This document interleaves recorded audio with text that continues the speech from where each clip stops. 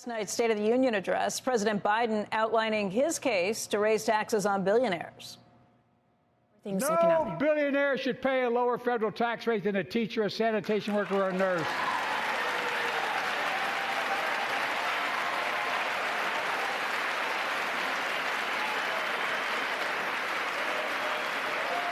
I propose a minimum tax for billionaires of 25%, just 25%.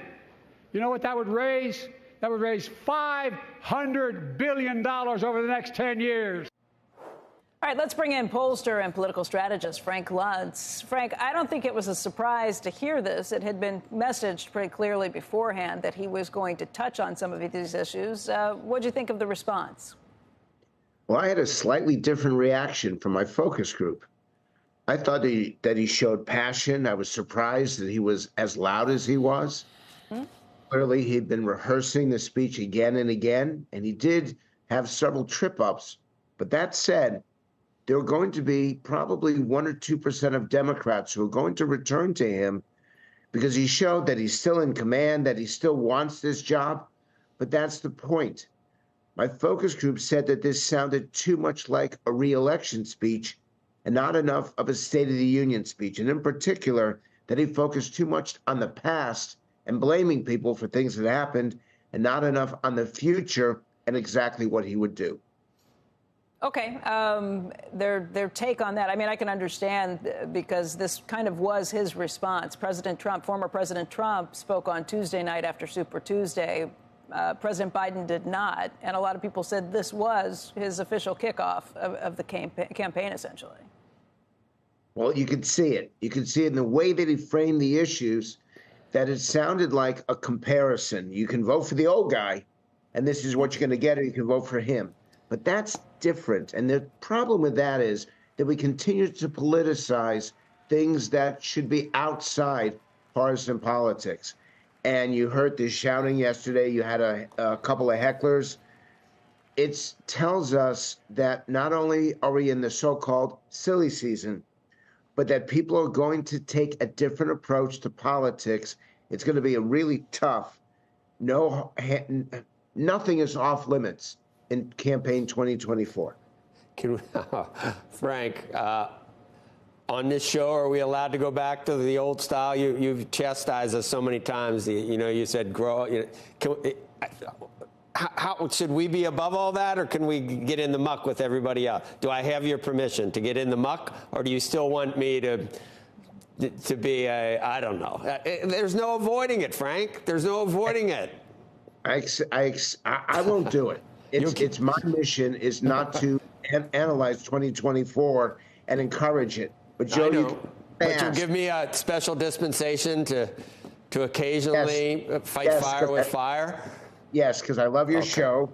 I appreciate the show. Just let's please get to the focus group, because I want you to see what Americans say about Very quickly, Frank, before you do, let's play one more soundbite from the president. These were his comments on Wall Street, and that matters for this audience. Wall Street didn't build America. They're not bad guys. They didn't build it, though.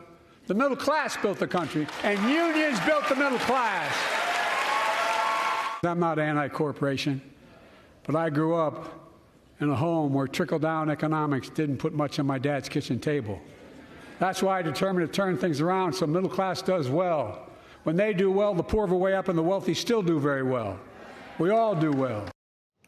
Frank, my guess on hearing that is that he ad-libbed a little bit to try and soften up the speech, probably the way it was written, because I think this is a president who's trying to figure out how far he needs to run to the left and how far he needs to come back to the center to try and have a chance in this election.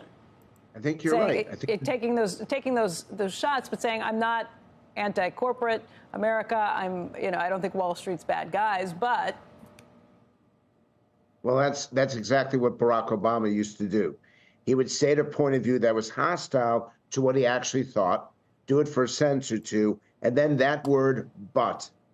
And I want every viewer to pay attention to every political speech from now on, because if you hear the word but, it means that what came before it is not what they really believe. It's what they're about to say. Okay, that's fair. Let's talk about this group. focus group that you spoke to yesterday, this was a group of undecided voters. And what did they think after hearing everything that we just ran?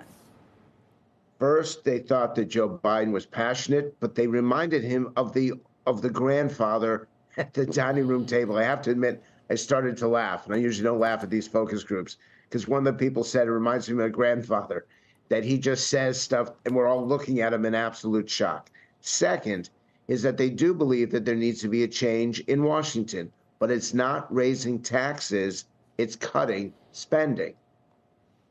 Let's play a soundbite from that focus group. This is what they said after hearing President Biden go after Wall Street millionaires and billionaires, and they were asked if they could relate to that. I'm an economist, so I think I approach this as a slightly different angle than a lot of people. And I do think that wealth and income inequality is the biggest issue of our time. I mean, my parents lived in Hong Kong, and that was the primary reason for the protests that happened in 2019. So I do appreciate more efforts made by any candidate to shrink income and wealth inequality in this country, because I do think that's a unifying theme. The problem that it doesn't get done is there's no compromise up there. The Republicans have a way of fixing the tax code. He's got this way of fixing the tax code, and nobody's compromising. So it doesn't get done for 20 years. Well, and let's amplify on that point. He's talking about taxing the rich to spend more money. At no point during his speech did he say, we have out of control spending in Washington, D.C., and here are steps that we can take to pull the budget down and not have to raise anyone's taxes. Oh, and he just bragged about creating a whole new agency. Frank, that sounds like a fairly informed group of undecided voters. How did they break?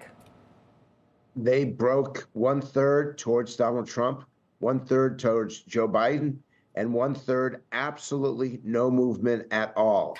And that's why I think that you'll see some Democrats returning to Biden, some of these undecided, and it's such a small percentage of the population, it's only 5%. And some of them are just going to be impossible to get. And the warning to Wall Street is that this is clearly going to be part of the Biden campaign, because he too is a populist. And this stuff plays well. Tax the millionaires, tax the billionaires. But the undecided absolutely is more in favor of cutting wasteful Washington spending than they are in increasing taxes on anybody. And the undecided voters, maybe a small portion, a small population, 5%, but they're going to be the ones that decide this election. Exactly. And I'm waiting for the candidate, because Donald Trump doesn't have a good record on this either. Whichever candidate makes ending wasteful Washington spending and addressing the debt, whichever candidate does that is going to capture a lion's share, because these undecideds don't like either candidate, don't like either party, have rejected the way Washington works, and attacking this debt and waste. They're waiting for someone to stand up and say, enough.